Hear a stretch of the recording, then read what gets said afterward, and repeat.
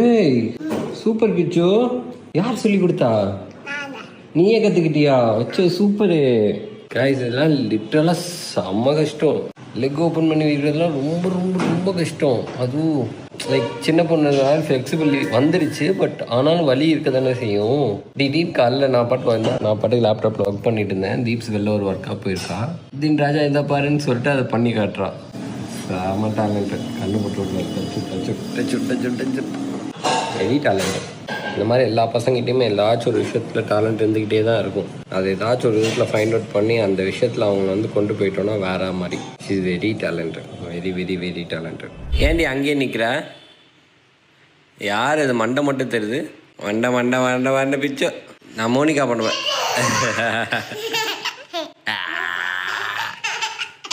ஒளிஞ்சு இந்த பயம்படுத்துறியா நீ?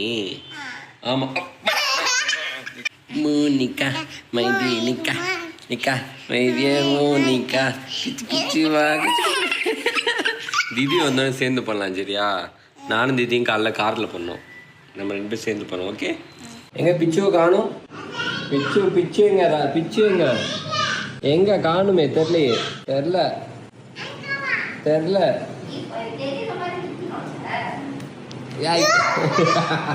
பிச்சு பிடிச்சுட்டேன். பிச்சு நான் போறேன். பிடிச்சிட்டு இருப்படி நேரத்துக்கு. கொய்யா நீ தாண்டி கொய்யா. பிச்சுவை கண்டுபிடிக்கணுமா? பிச்சுவை காணுமே. பிச்சு கதவு பின்னாடி இருக்காளா? இங்க பிச்சு. சரி வா போலாம். இந்த இருக்கு பாத்தீங்களா இந்த பார்சலு.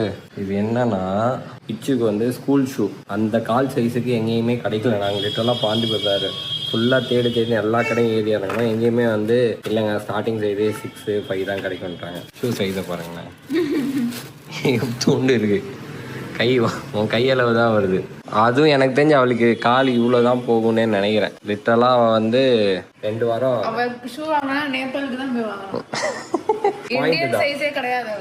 ஆமாம். ஏன்னா நேபாளில் வந்துட்டு எல்லாருமே ஹைட் கம்மின்றதால அவங்களுக்கு ஏற்ற மாதிரி கண்டிப்பாக ஷூ வச்சுருப்பாங்க தானே.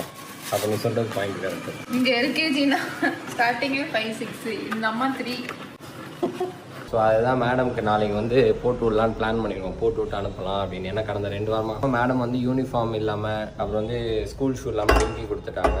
அவங்க மேம் டெய்லி வந்து மெசேஜ் பண்ணி சார் மேம் அந்த நீங்கள் தயவு செஞ்சு அந்த ஷூவு அதெல்லாம் கொஞ்சம் போட்டு விடுங்க அப்படின்னு சொல்லி ரெக்வஸ்ட் பண்ணிக்கிட்டே இருக்காங்க. அதனால் நாளைக்கு அவங்க போட்டு விடலாம்.